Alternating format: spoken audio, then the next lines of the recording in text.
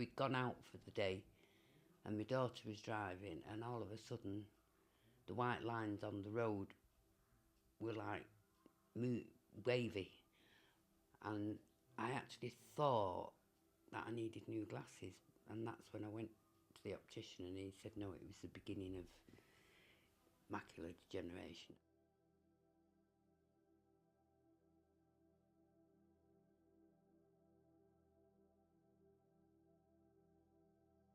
The most striking first impressions after losing my eyesight were intense claustrophobia due to the landscape around me, which was very much indoors. Indoors and outdoors were merged into the same thing.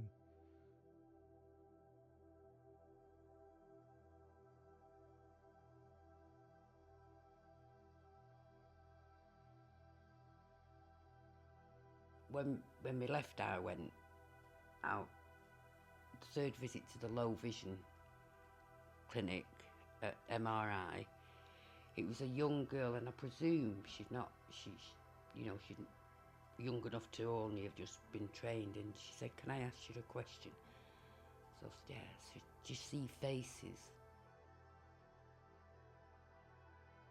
And it was the first time anybody had approached me with it, or I'd told anybody. And I said, "Yes, I do." She said, "Well, the best advice I can give you is make friends with them, because you're not going mad or anything."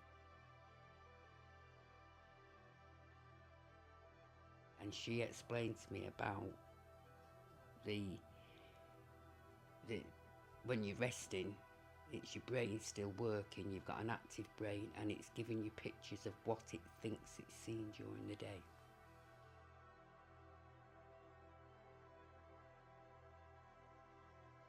When I think about a face or body I've seen, I continue to look at it, or try to, what I remember as my visual sense, and gradually, as I look closer and closer, it gradually disappears.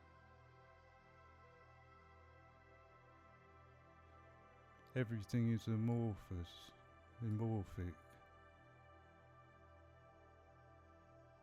I watch them coming in, and you think, oh, you actually think to yourself, well, do I know that face, or have I ever known that face?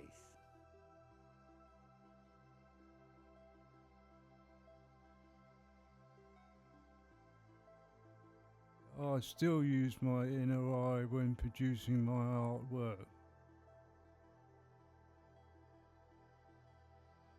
This is extremely interesting because I do continue to see things almost cartoon-like, but always within a background which lacks perspective completely. That is something which your brain obviously works out, and it doesn't do that for me anymore. This perspective has become obsolete.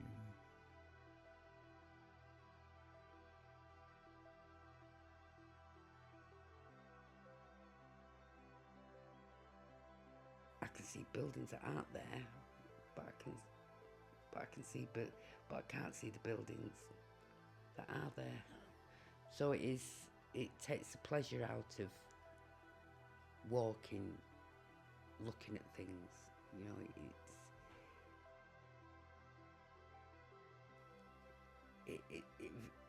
You tend to think, well, is that real or isn't it real?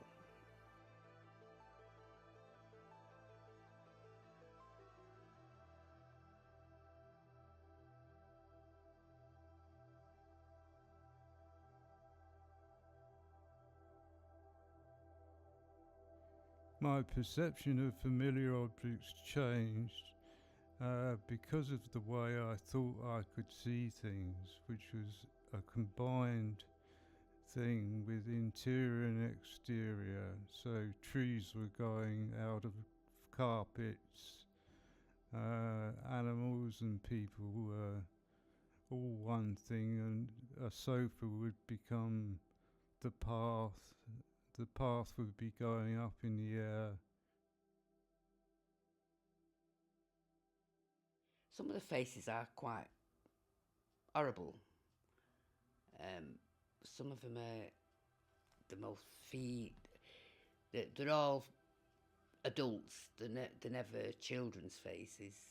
They just drift in, drift out, or sometimes they sort of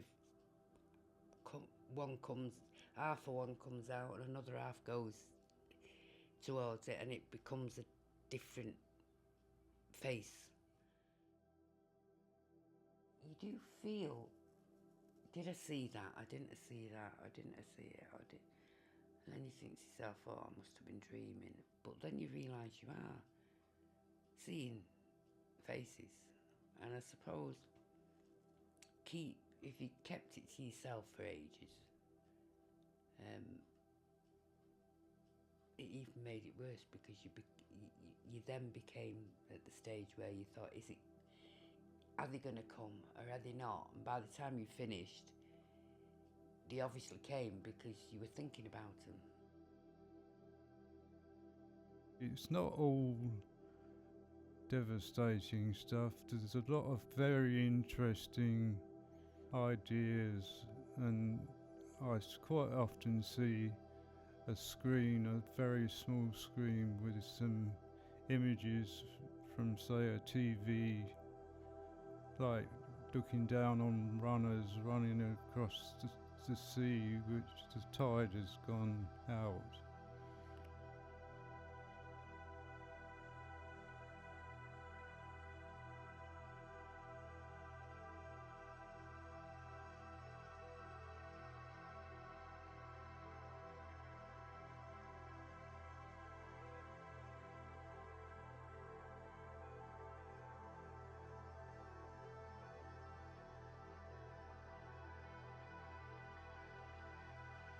It's just, the brain is miraculous to me. Even with Charles Bonnet syndrome,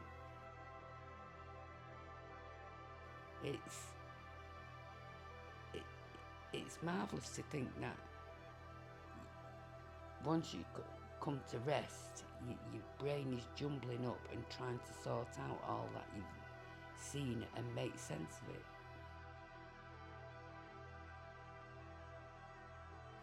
Sending these faces in one way makes sense of it, because it shows it's working all the time. It just fascinates me.